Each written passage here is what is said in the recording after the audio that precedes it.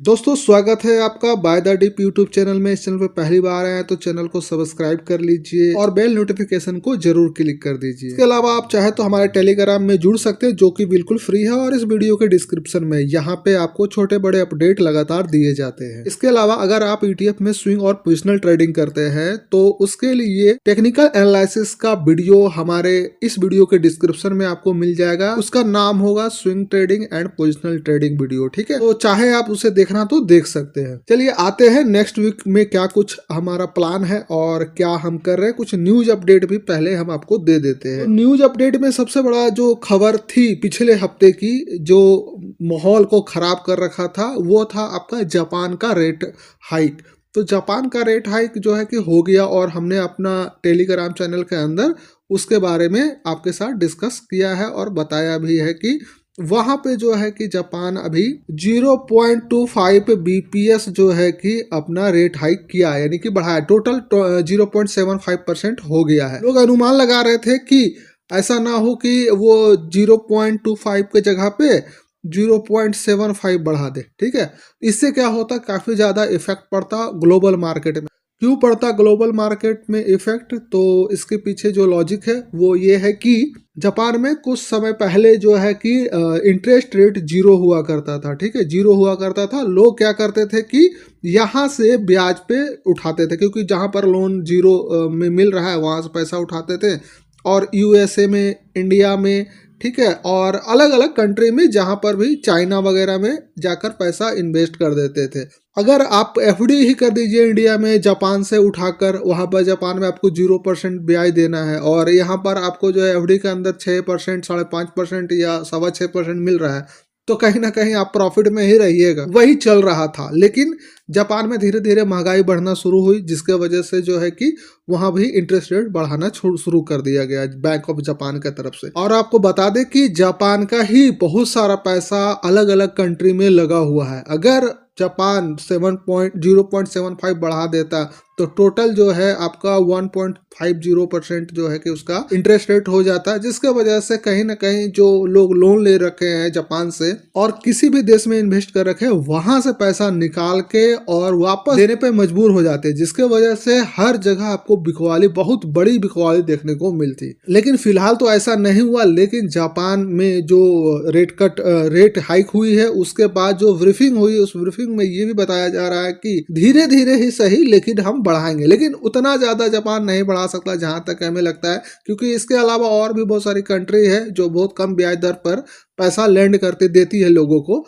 तो अगर उससे ज्यादा अगर ये बढ़ा दिया तो फिर यहाँ से कोई पैसा उठाएगा नहीं। तो एक सर्टेन परसेंटेज तक लेके जा सकता है जापान, लेकिन अभी उसमें थोड़ा टाइम लगेगा। अगर इन्फ्लेशन जापान का गिर गया तो कहीं ना कहीं हो सकता है रेट कट भी कर दे, तो दोनों सिनेरियो हो सकता है। लेकिन फिर भी हमें न्यूज पे नजर रखना होगा, जो इंपॉर्टेंट न्यूज होता है उस पर, और उसके अकॉर्डिंग हम जो है कि चार्ट पे कंपाइल करेंगे और देखेंगे कि आगे क्या करना चाहिए। उसी तरीके से लोगों को करना भी चाहिए। न्यूज प्लस जो है चार्ट एनालिसिस, अगर दोनों को आप जोड़ते हैं तो कहीं ना कहीं एंट्री और एग्जिट आपको अच्छा निकल के आता है। उसके बाद अगर हम बात करें एक और अच्छे अपडेट की, तो ये अच्छा अपडेट है कि नेस्डैक और आपका यूरोपीय मार्केट जो है वो 1.2% अप में क्लोज हुआ है इस हफ्ते। तो ये भी बहुत अच्छी बात है। अगर इंडियन ADR की बात करें तो इंडियन ADR में भी अच्छा परफॉर्मेंस रहा इंडियन स्टॉक का। ठीक है, जैसे ADR के अंदर में एक्सिस बैंक आता है, ICICI, रिलायंस, HDFC, इन्फोसिस और विप्रो वगैरह आता है। तो ये सब लगभग जो है पिछले हफ्ते में एक अच्छा रैली दिखाए हैं USA के अंदर। तो उसका इम्पैक्ट नेक्स्ट वीक जो है कि हमें देखने को मिलेगा। लेकिन थोड़ा थोड़ा प्रॉफिट बुकिंग भी होगा, तो उससे घबराना नहीं है। वो आपके लिए एक मौका बनेगा डिप में बाय करने का। इसीलिए अपना चैनल का नाम है बाय द डिप, यानी कि गिरावट में खरीदारी करें। ठीक है, तो वो ध्यान रखना है। लेकिन आपको लेवल हमेशा याद रखना है कि किस किस लेवल पर अगर डिप मिलता है तो हमें एक बड़े सर्टन अमाउंट के साथ आना चाहिए। छोटा डिप मिलता है तो एक छोटे सर्टन अमाउंट के साथ आना चाहिए। ठीक है, कि अपॉर्चुनिटी के अनुसार ही हमें जो है फंड को यहाँ पर डिप्लॉय करना है। ठीक है, और कब एग्जिट करना है वो भी बहुत बड़ी बात है। तो ये तमाम चीज़ों को सीखने और समझने के लिए आपको इस वीडियो के डिस्क्रिप्शन में हमारा जो है कि एक वीडियो मिलेगा, जहां पर ETF का swing trading and position trading नाम से मिलेगा। उसको आप जरूर देखिए, जिससे आपको काफ़ी कुछ क्लियरिटी समझ में आएगा। ठीक है, चलिए एनालिसिस करते हैं। कुछ विशेष जो है कि पिछले हफ्ते वैसा बड़ा कोई न्यूज नहीं रहा। अमेरिका का जो है इन्फ्लेशन रेट आया है थोड़ा सा बढ़ के, लेकिन कोई बात नहीं, वो एडजस्ट कर रहा है और कह रहा है कि वो सब चीज सेटल हो जाएगा, क्योंकि यूएसए का जो फेडरल रिजर्व का वो चेयरमैन है वो चेंज होने वाला है। अब डोनाल्ड ट्रंप जो है वो अपना चेयरमैन बैठाएगा तो उसको जो है गर्दन पकड़ पकड़ के कहेगा रेट कट करो, तो वो कुछ भी होने वाला है। तो बहुत जल्द ही वो चीज़ भी मिलेगा। तो यूएसए में बहुत ज़्यादा ड्रामा आपको देखने को मिलने वाला है। तो वो भी कहीं ना कहीं अपने मार्केट को सर्टेन कुछ समय के लिए प्रभावित करता रहेगा। अपसाइड डाउनसाइड दोनों ऐसा हिचकोला हमें देखने को मिलेगा, लेकिन उसके लिए हमें तैयार रहना है। तो देन हम सबसे पहले शुरू करते हैं भारत का मेजर इंडेक्स, जहाँ पर सबसे ज़्यादा ट्रेड होता है वो है निफ्टी 50 इंडेक्स। तो यहाँ पर आप जो चार्ट पे लाइनें देख रहे हैं, वो जो हमारे पुराने व्यूअर हैं जो बहुत दिन से देख रहे हैं उनको पता होगा, ये जो 6 लाइनें हैं वो लगातार उसी तरह से बनी हुई है, इसमें कोई तब्दीली हो नहीं रहा है। और उसी लाइन के बीच में ये जो है कि पूरा मार्केट घूम रहा है। कहीं ना कहीं आप इससे समझ सकते हैं कि अपना जो टेक्निकल एनालिसिस है वो किस तरह से काम करता है। मार्केट में जो खबरें आते हैं वो खबरें जो है आपको चार्ट पे दिखता है, और जो चार्ट पे दिखता है उसके अनुसार अगर आप एक्शन लेते हैं तो कहीं ना कहीं आप राइट डायरेक्शन में चल रहे हैं। तो यहाँ पर जो चीज़ें हो रही है आप देख रहे हैं, पिछले कई हफ्तों से आप देख रहे होंगे कि इसी रेंज में आपका मार्केट घूम रहा है, हमारा मार्केट घूम रहा है, और उसके हिसाब से अपन जो है बाय सेल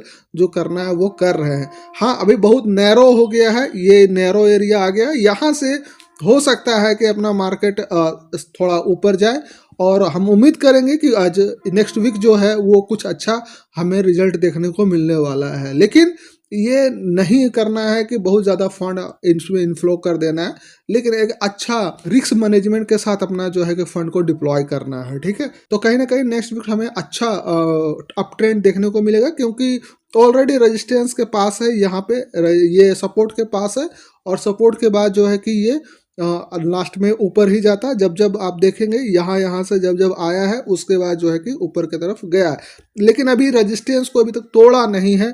तोड़ेगा जब, उसके बाद आगे का बात करेंगे। तो अभी तोड़ने में इसको हमको लगता है कि समय है। तो हम तमाम लोग जानते हैं निफ्टी 50 के लिए कौन सा ETF हम लोग यूज करते हैं, निफ्टी बीज ETF यूज करते हैं। तो आप इसे निफ्टी बीज के अनुसार जो है बाय सेल कीजिएगा। उसके बाद अगर हम बात करें निफ्टी बैंक बीज की, सॉरी निफ्टी बैंक बीज या बैंक इंडेक्स जो है निफ्टी का, नेक्स्ट हमारे पास आता है bank index, Nifty bank index. तो इसके लिए कौन सा ETF है, बैंक बीज है निप्पॉन इंडिया का। तो हम लोग उस ETF में बाय और सेल करते हैं। तो देखिए ब्रेकआउट तो दिया था, 3 हफ्ता हमारा जो है कि ऊपर ट्रेड किया, लेकिन पिछले 2 हफ्ते से लगातार जो है इसके अंदर बिकवाली रहा है। 2 कैंडल रेड देख सकते हैं, ये वीकली टाइम फ्रेम है। ठीक है, तो रेड रहा और फिर वापस जो है ये चला आया है कहाँ, देखिए इस बार क्लोज दिया है। ये जो कैंडल बना है ये जो है कंफ्यूज कर रहा है कि डिसाइड नहीं कर पा रहा है कि कहाँ जाए, ऊपर जाए या नीचे जाए। ठीक है, तो अभी कहीं ना कहीं बैंक निफ्टी के अंदर में हमें रुकना है और देखना है कि नेक्स्ट वीक क्या करता है। नेक्स्ट वीक कैंडल जो बनेगा उसके अनुसार हम जो है कि भाई अपना पोजीशन बनाएंगे। अगर यहाँ से ये दोबारा नीचे आना शुरू हुआ तो हम इंतजार करेंगे कि जितना ज़्यादा ये नीचे मिले उतना अच्छा है, तो हम ज़्यादा डीप में इसे खरीदने की कोशिश करेंगे। अगर इसका अच्छा रहा नेक्स्ट वीक, अगर अच्छा परफॉर्मेंस रहा, इसमें बिकवाली कम रही, प्रॉफिट बुकिंग कम रही, तो हो सकता है ये ऊपर की तरफ जाए। अगर बिकवाली ज़्यादा रही तो नीचे की तरफ जाएगा। तो उस हिसाब से हमें जो है एक्यूमुलेट करना है थोड़ा थोड़ा फंड को। तो हमने इसके बारे में बता दिया है कि बैंक बीज हमारा ये है ETF है। नेक्स्ट हमारे पास जो चार्ट है वो है आपका मिड कैप 100 की। तो मिड कैप 100 का MOM 100 हमने ETF ले रखा है, और उसके अंदर हमारा जो है पोजीशन रहता है। तो फिलहाल ये क्या किया है कि ये भी लगभग 3 हफ्ता 4 हफ्ता अपना रेजिस्टेंस के ऊपर बिताया समय, लेकिन वर्तमान में ये हफ्ता जो है कि जापान न्यूज के वजह से ये नीचे आ गया, जो कि अभी भी जो है कि ये सपोर्ट के पास, सॉरी रेजिस्टेंस के पास ये पहुंच गया है। देखना है कि नेक्स्ट वीक ये अपना रेजिस्टेंस को ब्रेक करता है, ऊपर तो जाता है या नहीं जाता। अगर ऊपर जाता है तो हम जो है कि अपना पोजीशन को कैरी करेंगे। ऑलरेडी हम यहाँ पर इन्वेस्टेड है MOM 100 ETF के अंदर में। नेक्स्ट इंडेक्स हमारे पास है निफ्टी स्मॉल कैप 250 इंडेक्स। तो HDFC स्मॉल 250 के अंदर हमारा ETF होता है, इसका इस इंडेक्स के हिसाब से। और हम टेलीग्राम पर भी मैसेज दे रखे हैं कि जो पोजीशन हम बनाया वो ऑलरेडी माइनस में चल रहा है, हमारा लगभग 4% माइनस में चल रहा है। तो उसके हिसाब से यहाँ पे जो है कि अभी पूरा डाउन ट्रेंड इसमें दिख रहा है। स्मॉल कैप में जबरदस्त दबाव दिख रहा है। स्मॉल कैप में आप देख सकते हैं कि किस तरीके से ये नीचे की तरफ जा रहा है, ठीक है।